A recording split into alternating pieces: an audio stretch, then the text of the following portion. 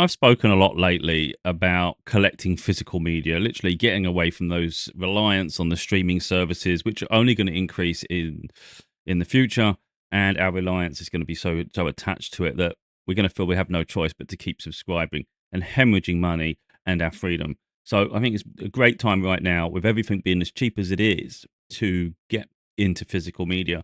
To be honest, I've been so used to the streaming services myself. Going back to Blu-ray, I was surprised how great it is. It for me, okay, I've spoke before, it's a blend between HD and Ultra HD.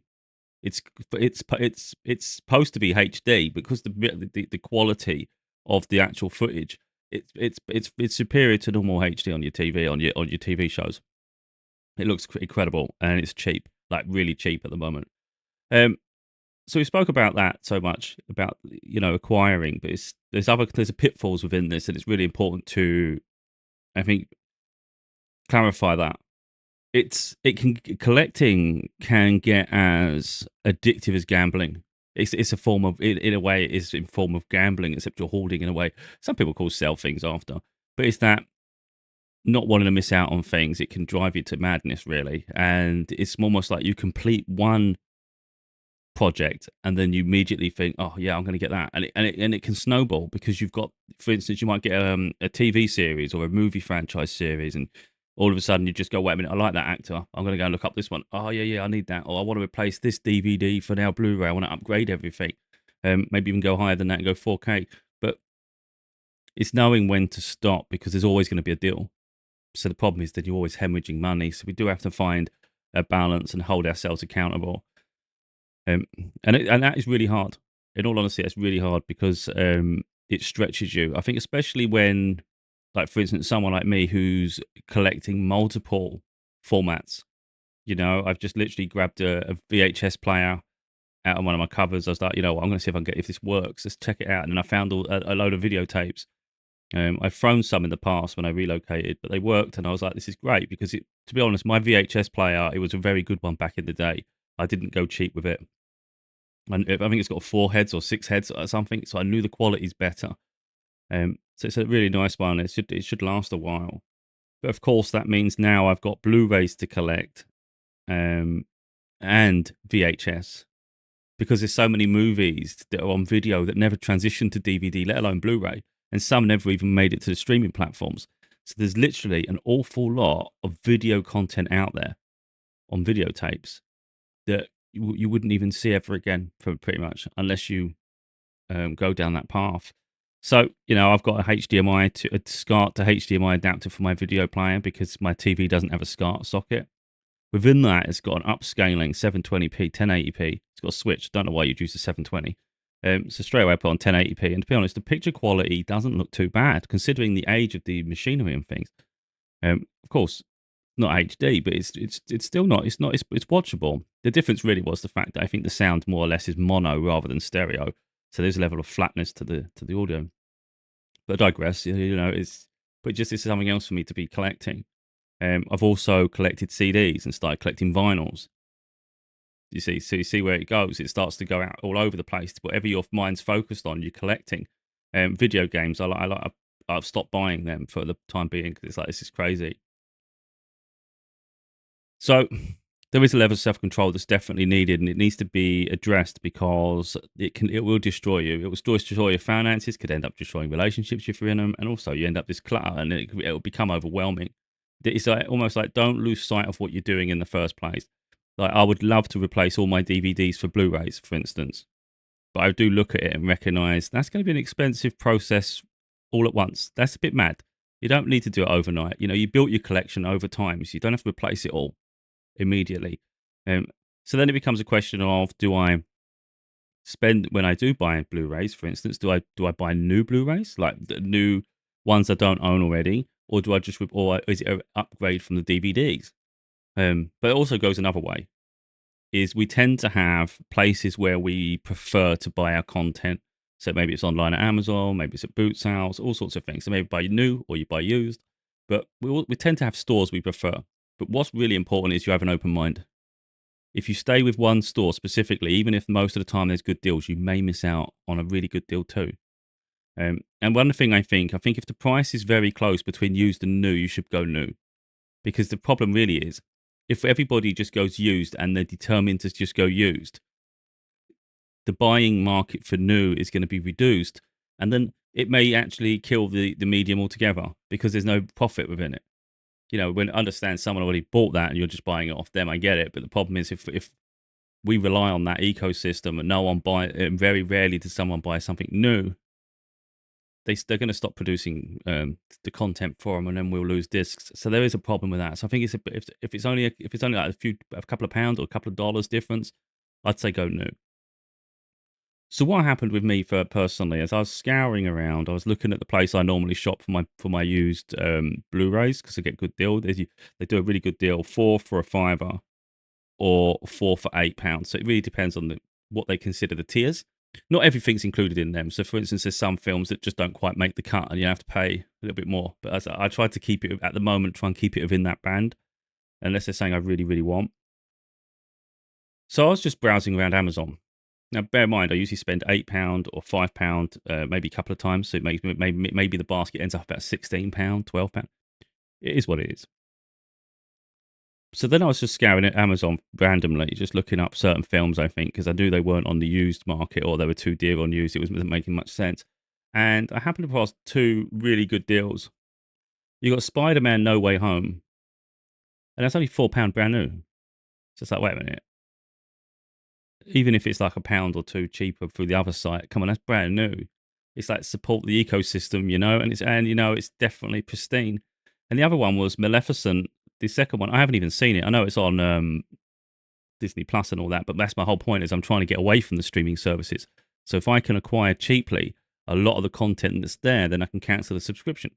There's no longer a reliance upon it. And that's what I've been doing, getting a lot of Disney. But again, I've got a lot of Disney. I've been getting Disney Blu-rays because, to be honest, they are really, really vivid. It's incredible clarity. I always thought them animated, you can just go DVD, it's fine. But you see the difference with Blu-ray, and it's crazy. But then also having this VHS player, I've got classic Disney films, the same ones I have on Blu-ray. But for me, it's like they contrast each other. I like the indescript, I like the flaws within VHS. It's authentic. It's like it's of that time period. It's retro, it's antique, vintage. So I will always watch between the two, but then it's making me look and go, wait a minute, I need the VHS copies too. Thankfully, VHS right now are incredibly cheap. It is absolutely crazy. But I don't want to go too far off that. But the point is, as you can see there, subtotal £7 a 10.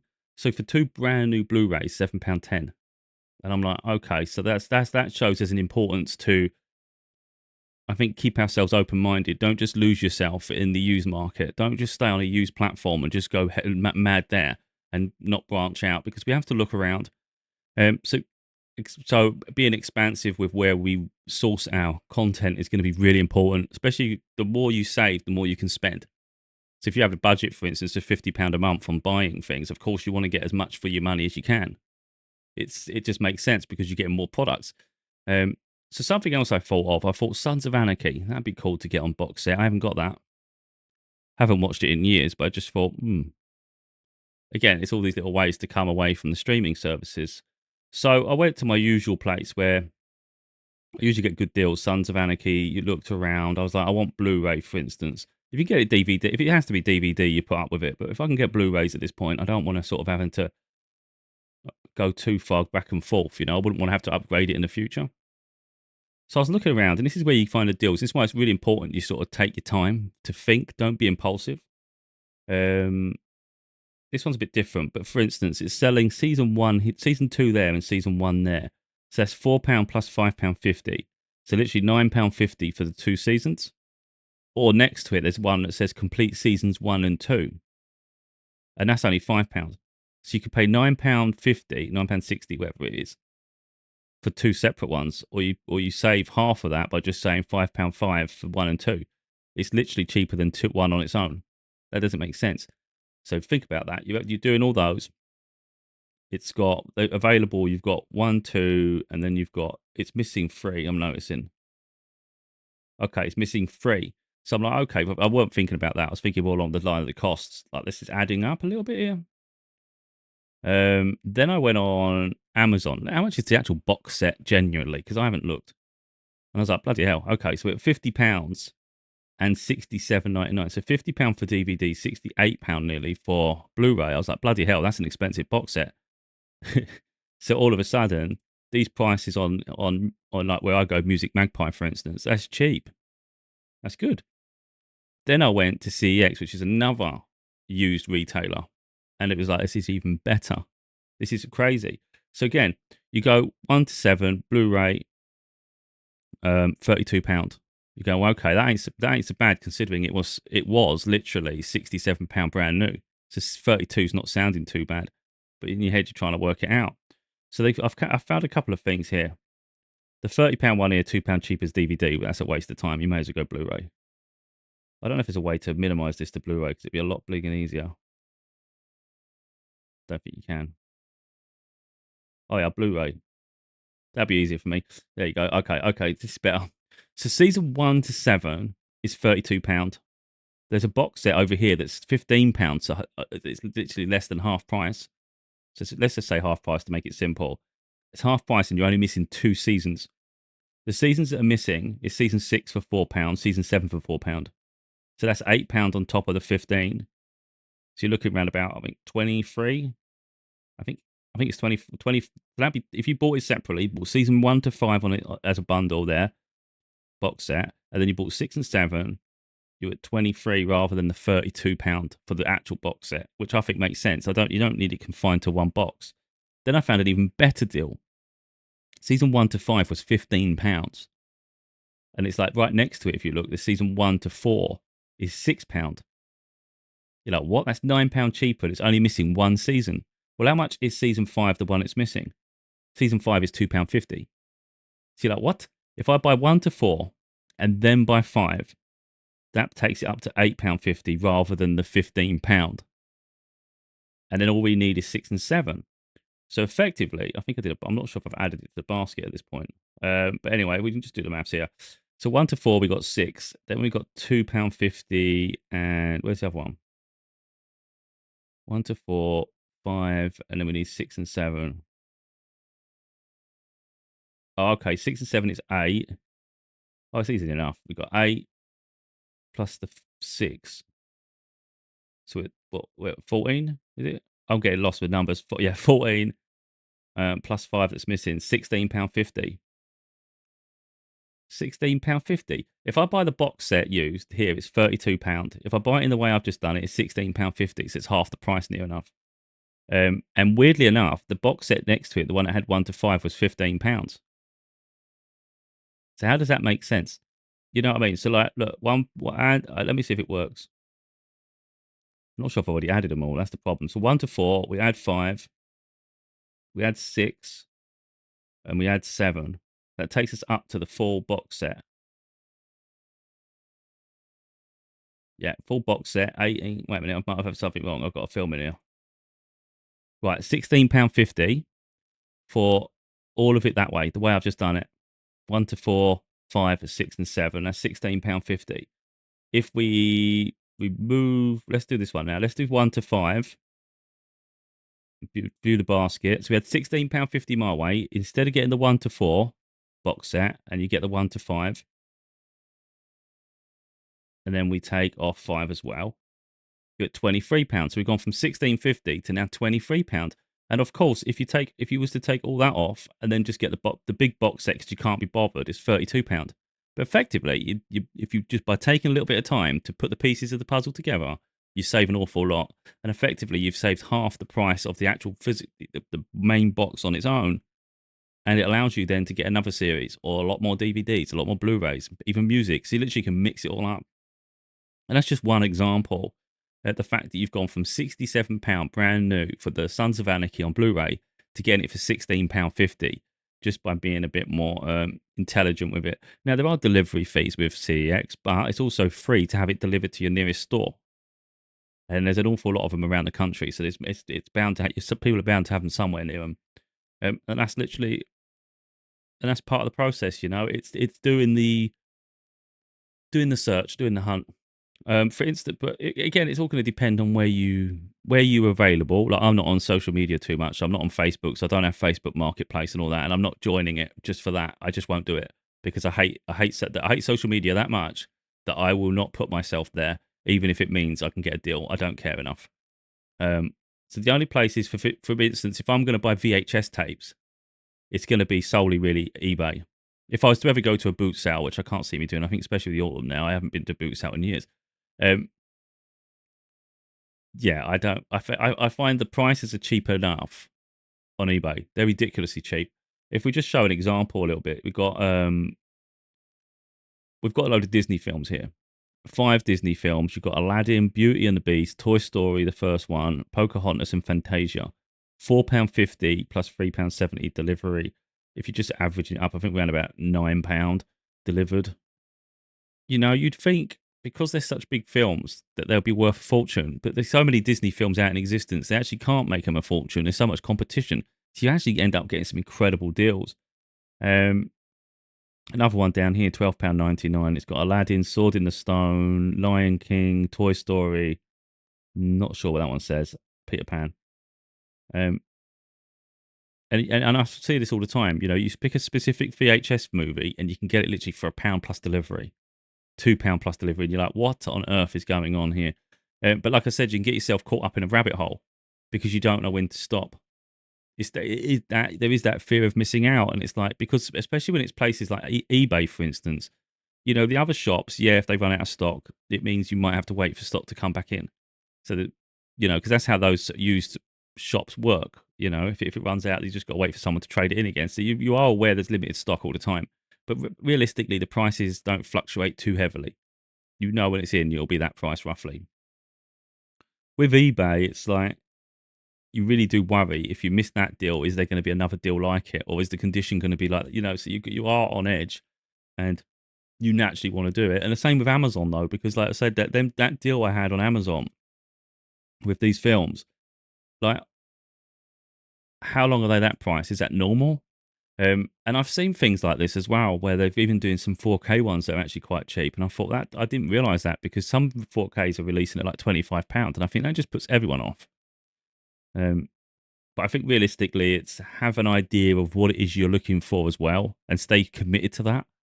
You can broaden your mind, but do your research. I think that's really going to be important too.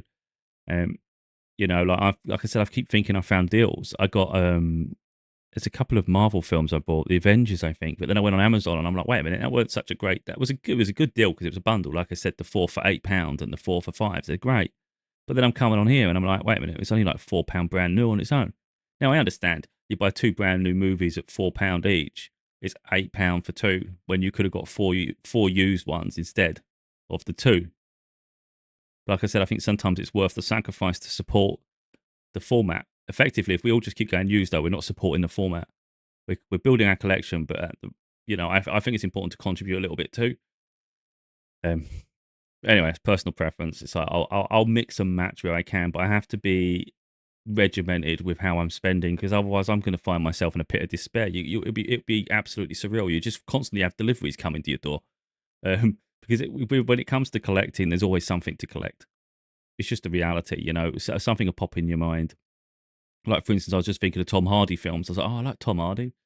Yeah. What ones is it? What ones am I looking for? And I started looking. I'm like, wait a minute, I've got that one on DVD. I could replace that for a Blu-ray. All of a sudden, I just want to make all his films Blu-ray, and if I haven't got it, I want it. And I was like, oh, this is just a rabbit hole, because now we're going all over here, and then I'm going over here, and then I'm like thinking of that. So yeah, I'm trying to have some control. It ain't easy. Like, being honest, I've got, like I said, look, I've got these 2 things in the basket as it is. I've had over the past week or something, I've had like, is it 40 films? You know, because I just did like I think 4 separate orders of Music Magpie, which is the used place.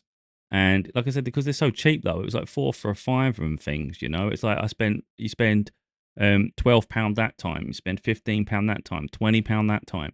Well, all of a sudden it adds up. But even at its height though, it's still no more than, even if I was to do the maths, I haven't done the maths, but it wouldn't be anywhere near, it wouldn't be beyond £100, for instance. So it's not like the end of the world. You know, it's a lot of stuff for £100. But the trouble is, once you start escalating it, start getting in, you don't want it to start turning into hundreds of pounds on a continual basis, because the whole point of collecting, well, at least for me, is that I enjoy what I get. It's not, I don't collect just to put a statistic on a chart, you know. I collect it so I can watch it, So what's important is you don't lose yourself in that headspace of I need to have everything because it will never exist otherwise. You know what I mean? It'll disappear and I'll never find it again. You'll find it again. So it's allowing things to go. You know, if a deal seems incredible, it's like, yeah, okay. If it's that great and you're aware of it, that's different. For instance, I just got my daughter, which is why I spent so much this month. You know, I had a limit, and then I saw this box set for the '70s show that I spoke about, and in the UK, it's just nowhere. You can't get that '70s show anywhere. It's not available brand new. It's not available on streaming services. You can only buy it used. And the actual box set, like I've just shown, you can avoid the box set and get the deals and put it all together and structure it. It's fine. That's how my set is. I've got the whole set. Pretty much, I'm missing season 8, but season 8's not supposed to be very good, so I'm avoiding it anyway. Um, that's preference. But yeah, but with her, I wanted her to have the whole box set, even though she hasn't even seen it. But normally, like for instance, if you go on CEX, the box set's £95. They haven't even got it in stock. So it's like, wait a minute, this is actually very rare to have the actual box set. And I found it for £32. And I was like, I've spent as much as I should though. I've spent too much this month on things, you know, it's just stupid. Stop. But I don't want her to go out. So I'm like, I'm getting that for her because I know if she doesn't like it, I can not return it, but I can sell it and make money on it anyway. Because it's that rare. And I actually got lucky as well. One of the seasons I got, season 7 of that '70s show, it actually comes sealed, wrapped.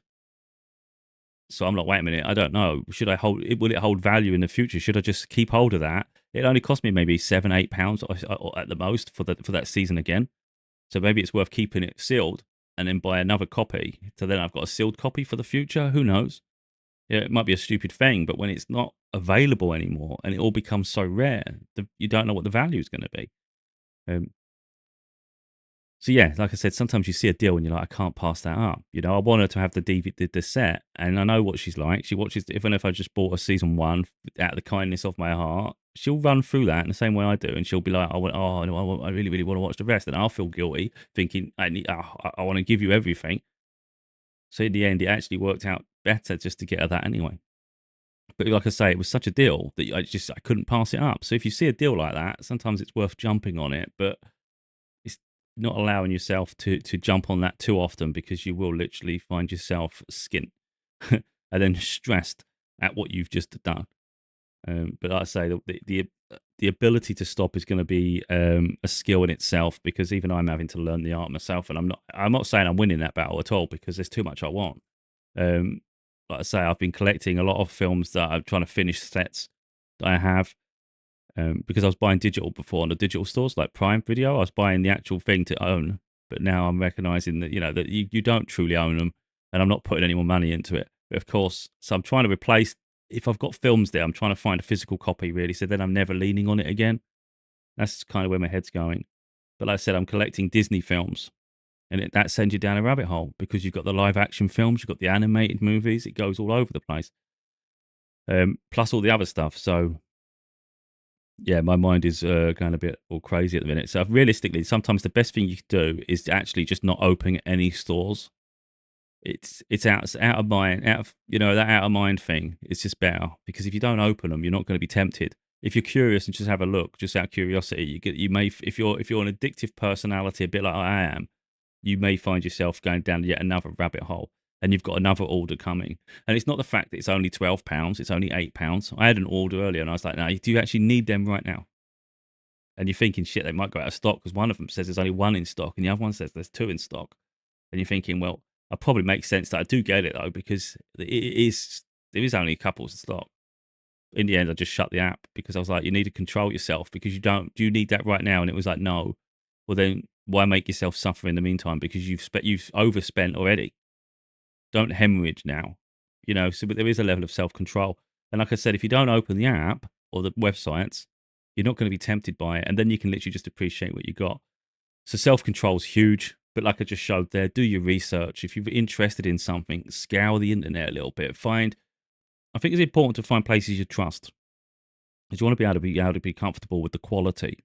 And whether you can return something if it's not to the condition, all this.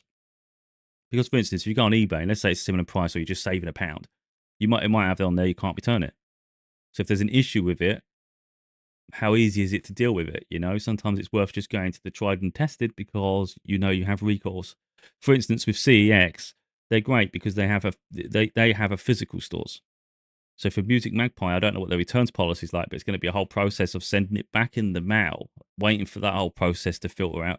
Whereas with CEX, you can literally just walk into the shop, and they're really good with their warranty. I think they have, it even says it on their big label, 24-month warranty. So any time of it, that's 2 years. Do you have any problem with this product in that 2 years time, they'll fix it or replace it. But that's ridiculous. um, that's literally how good that is. It's crazy. And of course, if you're not happy with it, you can return it, swap it, exchange, which makes sense because you want to do that within that period. Because if you let it elapse, then you're going to have to do trade in, which is incredibly low value. So personally, there's different ways. That's the thing. It's always like think outside the box. For instance, I've got this Xbox controller, right?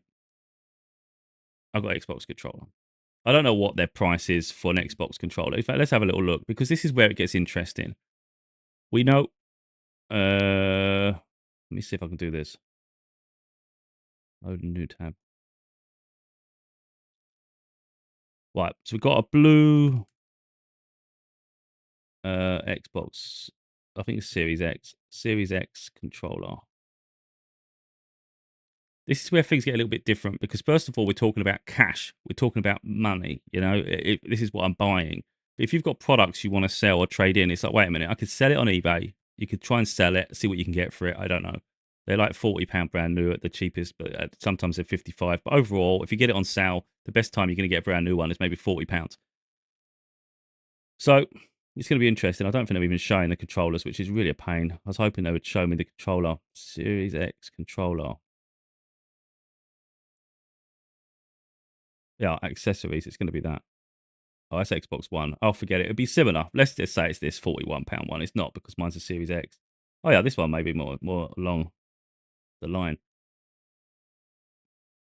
But it looks the same. Yeah, it looks the same. Yeah, I think it is. Except I think mine is Series X though, 'cause it's got different things. They usually have a different material. Anyway, I don't want to digress too far. Not the ideal. So what they do is out of stock because obviously everyone's got Series X now. But anyway, this is Series X. I'm pretty sure. They're selling it for £42, but you can buy it in a shop for £40 brand new. So normally you'd go, right, I might as well just buy it brand new. That's not how the system works. They still do great deals for used content. So if you're buying it with cash, great. A lot of their pricing models are based on you trading. So let's say I want that Sons of Anarchy box set, and it's like, oh man, it's £32. I'm not really using this. I mean, I'm not doing that because I want this. I need this. But if I didn't need this, and it'd be like, I can sell it on eBay, see if I can get it. By the time I do the postage and things, I don't know. Maybe I'll get like £30. Do you know what I mean? Maybe I'll get £30 on eBay. But wait a minute, they're doing trading. They're £28 voucher. So they would give. This is why it's useful for here because it's actually a store as well. You can get online and store. So effectively, they're offering £28 for a controller in exchange. So if I was to walk in their store and they've got that available, or they could order it anyway. So I could walk into the store, hand them this controller. They would obviously do a test on it. Then they would award me a £28 credit. I could then get that Sons of Anarchy box set if I wanted the £32 one without, or of course, or you could do the other ones and have extra credit left for other items. But either way, I could give them this and I'd literally walk out with the box set for free. It's, it's sensible like that. Or they'll offer you £19 cash. So they're literally taking away £9 out of your award. And they do that on purpose, of course, to try and get you to trade. But the trade system works perfect if it's genuinely something you want. And that's where people need to think a little bit as well. When you're trading things in and getting rid of things, sometimes it is actually better and more, I think, efficient to do that than it is to go eBay route, for instance. Because, I'm someone that thinks in all directions. You go eBay, maybe you get the same amount, maybe you only make a couple of pounds more. Trouble is, someone could turn around and say, it's not the condition you said it is, I didn't receive it, a whole load of fuss. And then all of a sudden you've got disputes. Whereas when you hand it over to the shop, they'll test the quality and they'll get back to you. And then, or they do it there and then. And then, it's dealt with. So sometimes it's worth that process. It's like, don't discredit an opportunity if it's available. It's explore all options. But of course, you don't want to just get rid of everything just because you can't wait for something as well, you know? So, like, for instance, let's say I want that box set. Do I need it today? Not really. Do I need it this month? Not really. It's more for my collection. Well, then don't make yourself lose loads of things to get it in the process. Why not just acquire it when you can afford it? So there are balancing acts, but there's different ways to go about it, of course. So um, there's always an option. But like I said, collecting can be like freaking gambling. It's a lot easier if you like if you have mine's only focused on one thing. It's a lot easier. Let's say, for instance, someone only collects TV series on DVD. Well, that's simple. It's only so many of them, but somewhere to direct yourself. You want movies and TV shows, that's getting wider. Now you're saying I want different formats. I'll get DVD if it's not available on Blu-ray. So if it's exclusively DVD or there's bonus features you desperately want, then great, go DVD. You probably get more of them. But then if you want to go Blu-ray, do you start upgrading the existing collection? Does it get a little bit more expensive? Personally, I'm finding the deals are great on Blu-ray on that Music Magpie. It's actually quite incredible.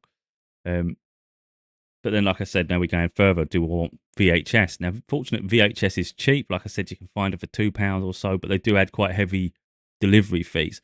So you're still looking around about £5 delivered. But because personally, they're films that have nostalgic value, I think they're worth it for me personally, especially considering there's going to be some content there that's not available anywhere else, especially in the UK. There's a lot of things that got printed, like they never got printed over to DVD. And it's frustrating. And I've noticed that. And by extension, never made it to Blu-ray. But of course, that's just movies and TV shows. Now we go over to music. You can even get mini discs if you go far enough back. You know, you start going into this weird transition between. I can't remember if mini discs come out after CD. I think they did, didn't they? I think it was tape, cassette, CD, and then mini disc because mini disc was an opportunity to record. I can't remember if mini disc come out before CD or not. Actually, I think it come out after CD. I'm sure it did, and then we went digital with the iPods, and it forewent the need to store in the way that we do. Anyway, there's all these different ways to collect, of course, and vinyl. So vinyl's making a comeback, and I missed that series. I was born in the '80s, early '80s, very early '80s. So I'm 41 now. So I can truly appreciate the '80s, especially the music. I think '80s music's great. I find it vibrant. I find it happy. It's like really disco-y. It's great. There's nothing like it now. But if you're talking to me about eras, and you could argue it's because of the main era when I was a teenager era, but it's not that. It's just that I look back and I just think the '90s is the best period there's been. I think it is. I think it's progressive. I think it's when we was being a bit more. We're looking more over to the future. So technology's just coming along, but it was far more grounded, And I just think, even just when I think about movies, the best movies for me were the '90s. Also, some of the best music was back in the '90s. Yeah, the '80s had that great songs too, and I think the '80s is a fantastic era. But if I'm talking about like different things, I just think the '90s was the best. So I'm kind of attracted to collecting from the '90s. If something's not available today that was available back then, I want it. You know, it may very well be I take it a step too far and start collecting cassette tapes again. I don't have a cassette deck tape player, and I'm not sure I'll even go that far because, to be honest, they used to chew up sometimes. Same way VHS might do. I'm a bit worried about that. So there are issues with different mediums we have to be aware of. But it's a rabbit hole. Like vinyl, I want vinyl records. I've got my CDs, but I do want vinyl records. But it's finding the right deals because they can get expensive. I'm more than happy to go vintage though. I don't mind going on eBay and finding out some old records because you can get them incredibly cheap if you take the time to scour it. But like I said, it's that on top of all the other things you're collecting. So I'm balancing it. What's my interest at the moment? Like for instance, if I'm going for a period where I'm just gaming, then I'm not thinking about collecting any of that at the moment. If I'm sitting there watching movies and I'm like want to expand it, then we'll do it. But I think that's where it's going to come. It's for me, it's keeping hold of certain parts of history as well. So it's embracing the new technology with Blu-rays and things, but still appreciate the past and trying to keep hold of some of that. So if I find something that I know isn't replicated today, then I want a copy of what it is from the past. I've got a few things coming. I'm going to do videos on them later when they arrive. And I'm extremely excited because in the UK, for instance, I don't know about other countries, but in the UK, these VHS tapes were never made on DVD or Blu-ray. And I don't think they're available on streaming platforms either. I'm not sure 100%, but I have not seen them. So that's going to be exciting. So that's where the nostalgia comes in as well. So like we collect things because we have a emotional attachment to it, but it's the era as well. And there's different vices, of course. So effectively, I end up buying records, vinyl records of sort of band songs that I never had that record when I was growing up. I grew up when VHS tapes were around and cassette tapes, um, or at least cassette tapes were coming. Because I know my family at that point had a record player, but that wasn't for me. I was too young. By the time I was getting into anything, it was VHS tapes, um, cassette tapes, and on the computer it was those stupid floppy disk things, but the really big ones sometimes, the big floppy, really, really floppy ones before they got smaller. So that's my era, and I can appreciate the breadth of it all. But in all honesty, I think maybe we all stem back to our childhood, possibly. But I do think the 90s was absolutely incredible. And like I say, I think the content, the music, everything was just so great. And I think, in all honesty, there's not been enough progress. It's not been positive for me. So I am regressing back. If I think video games, for instance, my favorite games console ever was the Super Nintendo. And it's still to this day is the one that brings back the best memories. It's like if I think about I'm a gamer. I've got I've got a computer set up. It's like the graphics are incredible, and the games are different nowadays. But if I think back to it's so basic, but it was so great. Um, yeah. So again, these are things I think about collecting, but I don't want to find myself down a rabbit hole. And I think that's really important when you're collecting is prioritize. Like I could buy myself a Super Nintendo again, and I could start collecting a lot of the games. But then where does it end? Do I end up getting the Mega Drive, which is the Genesis in America? And then do you start going through all the other periods? And again, it's like it just ends up hoarding. You end up collecting and collecting and collecting, but for what? It's not supposed to be, for me, it's not a centerpiece for everything. It's my little trophy space for the things I enjoy. And I don't want to sort of adapt my home so it looks a complete mess because I'm holding every piece of technology or every movie that existed. I think that's the other thing. Figure out your space, what you want, why you want it, and make sure it fits. Because I'm noticing that in my DVD collection. Eventually, if I get too many, I'm going to have to start bagging some up and putting them away. It'll obviously be the ones I don't really watch or may never watch. It might be the old ones I've got lying around. But there has to be some sort of self control with it. But yeah, I think it's all about prioritizing really our needs, our desires, and not losing ourselves. And I think budgeting is going to be important. Or even though I think what it is, this is the reality, because I'm going to talk about from experience. Budgeting's great and it's important, but it doesn't mean you're going to stick to it because with someone like me, I'm not good with rules. I'm not good with rules. Even if I said to myself, I'm only going to spend £50 this month. I'm not spending any more. I guarantee you, if I start seeing things I want, I'm going to spend £100 easy. But the reality is, by setting that limit at the beginning, because I break rules and I'll break my own rules, I'm aware of that. By me setting that limit at £50, even if I go to 100, I'll be annoyed with myself that I went above because I shouldn't have gone that high. But because I know how far I am from the budget I went, I will likely stop. So though I may not stop where I thought the brakes would be, I did eventually stop because I'm aware of how far I'm getting from that limit. Whereas if I didn't set a limit, I could probably just get carried away and lose every penny I've got for that month. You just keep spending and spending and spending and spending because there's no like barometer of that. There's no bar to control it. So even if you go over your budget, as long as you know to stop, I think there's nothing. I don't think that's such a bad thing. It's like a trick of the mind. Um,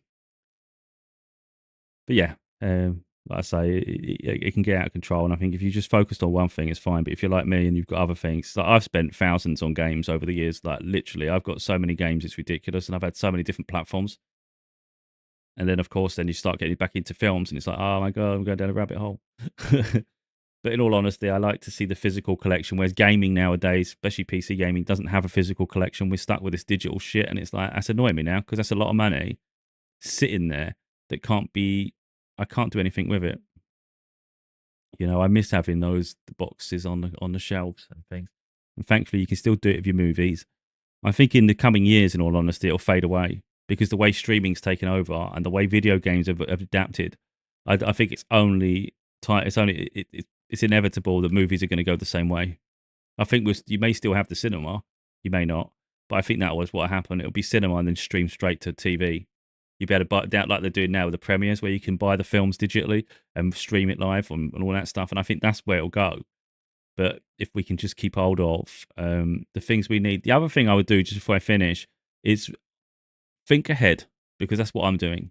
So, for instance, if I'm going to be so reliant on Blu-rays and DVDs and VHS tapes, let's say they're my priority, or even vinyls, have a backup system ready, because last thing you want is something going wrong with the system you have, and you've invested all this money into all the products, but you've got no backup system to function them. So let's say the Blu-ray DVD player broke and there's no more parts, it's worn, they don't do it anymore. Then how are you going to replace that? Because it may get harder to find a replacement later. So I think personally, have backups. So my intention is to have 2 Blu-ray players, get another VHS player. If I start using the VHS enough to validate it, really, if I've only got so many, it might be worth just keeping. In the long run, is it worth just keeping the movies as a trophy rather than watching them? I don't know. But at the moment, the plan is have 2 Blu-ray players minimum, um, 2 record players. I've actually got a spare record player because I bought for family members in the hope they might need one, and no one wanted it, and in the end, I've kept it. So, and then record players, I think I found it for like £20, and it's got CD built into it as well. So it's like, whoa, that was just stupid that no one wanted it. But yeah, I'll keep that. Then I'll keep that lying around. If I ever have an issue with the one I have, I've got a backup, so I don't lose the functionality. So if you only have one system of each thing and something goes wrong, you really have to think of contingencies. Always think of contingencies. Yeah, and maybe some shelving and things. How you're gonna present it too. You want to be proud of what you create, what you build. Be proud of that collection.